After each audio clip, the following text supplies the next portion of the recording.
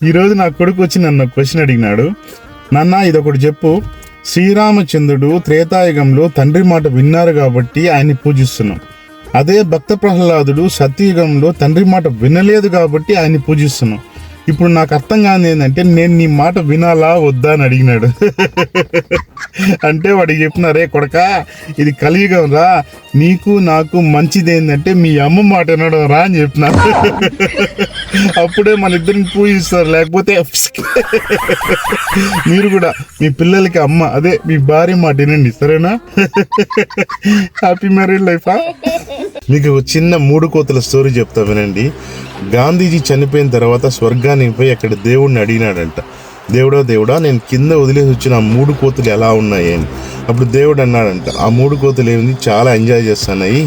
కళ్ళకు గంతలు కట్టుకున్న కళ్ళు లేని కోతేమో న్యాయస్థానం అయిపోయింది, చెవులు మూసుకున్న చోటు కోతేమో రాజకీయం సర్కార్ అయిపోయింది, నోరు మూసుకున్న మూగ కోతేమో మొగుళ్ళుగా మారిపోయింది అన్నాడంట.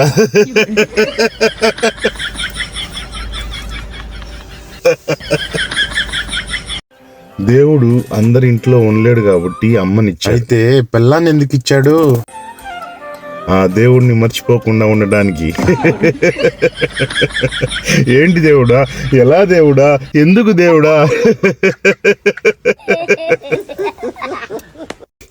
బ్రో, ఎప్పటి వరకు నీ భార్యకి నువ్వు దేవుడు పరమేశ్వరుడు అంటే నీ ఇంకో భక్తురాల గురించి తెలియనంత వరకు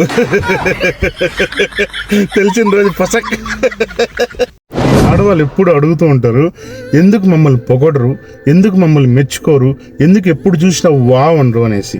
మగవాళ్ళు ఎందుకు అనరంటే, ఒక నిమిషం చెప్తాను. ఒక చిన్న ఎగ్జాంపుల్ చెప్తానండి. లైట్ కనుక్కునింది ఎవరు? Thomas Edison. లైట్ కనుక్కున్నప్పుడు ప్రపంచంలో వాళ్ళందరూ చూసి వావ్ అన్నారు. దాని తర్వాత స్విచ్ చేస్తానే అక్కడ లైట్ వెలుగుతానే ప్రపంచంలో చూసి అందరూ వావ్ అన్నారు. ఇప్పుడు కూడా స్విచ్ అక్కడే ఉంది, లైట్ అక్కడే ఉంది.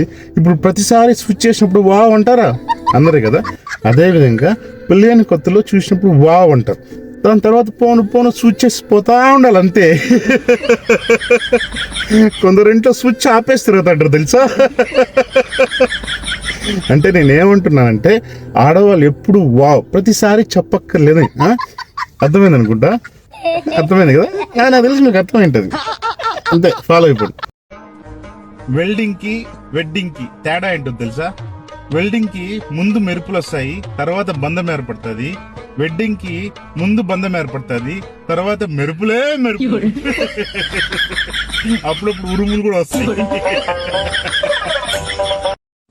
మన దేశంలో ఆడవాళ్ళు ప్రతి ఒక్క దానిపైన కబ్జా చేసి పెట్టేశారు.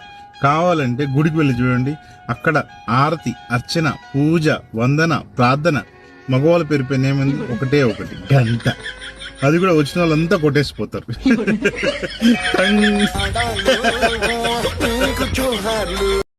ప్రేమించడం అనేది ఎంత విచిత్రమైన పదం కదా.